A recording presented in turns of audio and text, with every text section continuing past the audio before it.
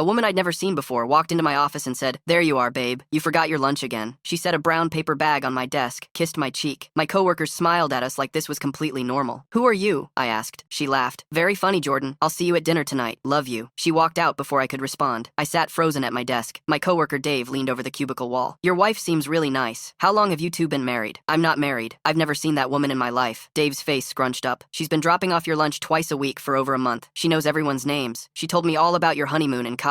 I'd never been to Cabo. I'd never been married. I'd been completely single for 2 years. I opened the brown bag, turkey sandwich, green apple, a handwritten note that said, "Can't wait for tonight. You're Sarah." I didn't know anyone named Sarah. That evening, she was waiting outside my apartment building, sitting on the front steps like she belonged there. "Ready for dinner, babe?" She stood up smiling. "I need you to leave right now. I don't know you." Her smile flickered. "Just for a second. Jordan, stop it. This isn't funny anymore. I'm calling the police." "And tell them what? That your wife wants to have dinner with you?" She pulled out her phone, showed me photos. Me and her at restaurants, at parks, at a beach, at what looked like a wedding ceremony. My face, my clothes, her beside me in every single shot. "Those are fake," I said. "Photoshopped. They're on your Facebook page too. Go ahead, check." I checked. My Facebook was filled with photos of us together. Posts about our relationship, going back 18 months. Comments from people I'd never heard of, congratulating us on our anniversary. Someone had hacked my account, created an entire fake life. I changed all my passwords that night, reported the account to Facebook, filed a police report the next morning. Detective Shaw took my statement seriously, ran Sarah's photo through their database. "Her real name is Melissa Donovan," he called back the next day. "She has 2 prior restraining orders in 2 different states, different men, exact same pattern." "What pattern?" "She picks a target, studies them for months. Then she starts inserting herself into their life, edits herself into their photos, hacks their social media, contacts their workplace, their family, their friends. By the time the victim realizes what's happening,